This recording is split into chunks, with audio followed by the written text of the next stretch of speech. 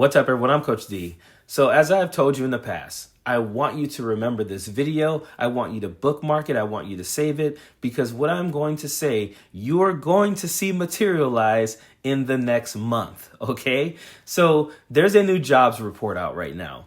The new jobs report shows that the economy it was booming. We added jobs and all of this. It's just been good. And if you look at Joe Biden's presidency, we have seen job growth over the 4 years. We've seen the unemployment rate lower and stay stagnant at a pretty low rate. And we've seen that. And what have we seen from the Republicans? Basically silence. They either try and say that the economy is horrible, or they're just silent on the economy. And every month, these jobs reports come out, and it basically says that what Joe Biden has implemented was a good job. So I want you to take a look at the way that CNN, the way that they deliver this jobs report. And then I want you to take a look at the way that Fox News delivers this job report as well. Breaking news, the final jobs report for 2024. What does it show? Seeing as Matt Egan is here. Numbers up. Yeah, John, it shows that the jobs market ended 2024 with a bang. And this is really good news for Main Street, right? It shows that workers are still very much in demand. For Wall Street, this is maybe not good news. We'll get to that. First, let's get to the numbers. So this report showed that the economy added 256,000 jobs in December. That blew away forecasts by 100,000. Think about that. It's a big beat. It is a really big beat. And the unemployment rate beat as well, because it went down to 4.1%. It was supposed to stay flat at 4.2%. There were some whispers, John, of an increase. Yeah. That did not happen. It went down. Now, when we look at the trend, we can see that, yes, there was a big slowdown in hiring in October, but that was because of hurricanes. That was because of worker strikes. And listen, I understand partisan politics, but no matter what side of the aisle you stand or sit on, when you see that we created over 250,000 jobs, you should be happy.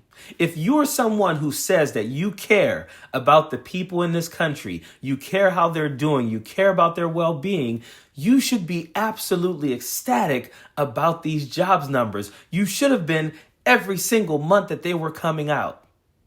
But now let's watch Fox News deliver the exact same information, but in a much less excited tone. Jobs numbers for December, Charles. All right, so we have 256,000 jobs created in the month of December. The estimate was for 160,000 jobs, much higher than expected. The rate for unemployment went down a tick to 4.1%. The estimate was for a rate of 4.2%. We had no revisions for the rate for the month of November, but for November payrolls, we actually revised to 212,000, and that is a jump of 43,000 jobs. So November was actually raised higher. Labor force participation rate, 62.5%. Average work week hours, 34.3, and that is in line with what we had last month. Taking a look at government jobs, 33,000 government jobs. There is never an estimate, but that is in line with what we had last month. Factory jobs, we have a loss of 13,000 factory jobs. We were looking for a gain there. And then the U6, the underemployment rate, 7.5%. Labor force participation, I think I mentioned, 62.5. And of course, later in that exchange, they went on to try and insinuate or try to somehow inject Donald Trump into the reason why these jobs reports are good. But they also you could see that they kept the Dow up on the screen, because that has been kind of taking a hit and they're trying to figure out, why is the jobs report so good, but the stock market's so bad. And what's funny to me is that they don't blame Donald Trump for that. Remember, before the election, he's like, the stock market's going crazy, it's going up because they think that Donald Trump's going to win. Now he's won. That thing should be shooting up more. They should just be so happy that Donald Trump won. It should be shooting up. But it's not. But of course, they're not going to blame him for that. But this is the part that I want you to bookmark. I want you to bookmark this. I want you to remember this. I want you to save this. These are the metrics that are being used to say if an economy is good or it's bad. These are the metrics that they use. Now, when Donald Trump becomes president, okay, we have seen job growth, right? The ticker is going up, right? Donald Trump is going to be celebrating the jobs market as if he's been playing the entire game. This would be like a quarterback playing 3.5 quarters, being up by 50 points, deciding to come out of the game. The coach says, you know what? You've done your job. Let's pull you out. Second string quarterback goes in, hands the ball off a couple of times, kneels, and he's out there when the game is won, and he's like, I won that game. I did all of that. That is going to be Donald Trump. There will be no mention of how the stock market and the jobs have been always on a rise under Joe Biden. They won't say, hey, the trajectory shows it should get there. Like, we can all read graphs, right?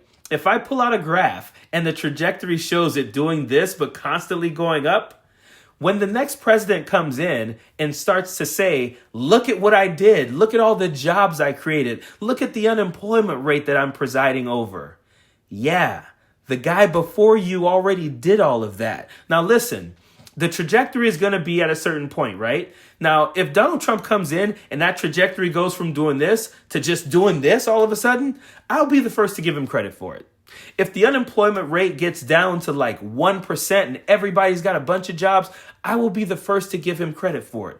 But that did not happen during his first administration, and it was because of his policies. Republican policies always lose jobs, raise the unemployment rate. That is what happens. The stock market typically under Republicans goes down. Democrats come in, it goes up. You don't have to take my word for it. These are facts, okay? I'm telling you that. And so it is going to be amazing to watch Fox News almost daily talk about how great Donald Trump is because of the jobs numbers and the unemployment rate and because of the stock market. They're going to take credit for everything that happened before them. Mark my words, the way that they talk about, oh, the economy is just okay, literally on January 21st, Donald Trump will already be saying, look at what I did.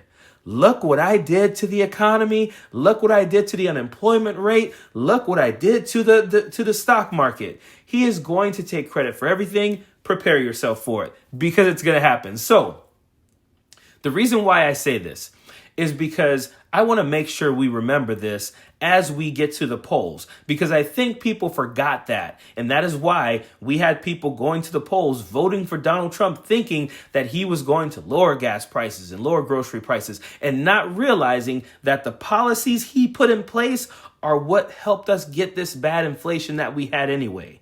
But people don't want to hear that, okay? So what we need to do now is moving forward is realize what is going to happen. They're going to take credit. We have to remember to remind them every single time of the trajectory of what it was before Donald Trump got into office. So that way he doesn't get credit for all the things of all the Democratic policies, so that when people go back to the poll, they know exactly who presided over these huge job growths, who presided over the unemployment rate going down, and who presided over the stock market raising as much as it has. Because if we do not do that, Donald Trump will try to say that he did it all. Period. Don't want no enemies or ops. Envy in their heart, I tell them stop. Vacation on the yacht.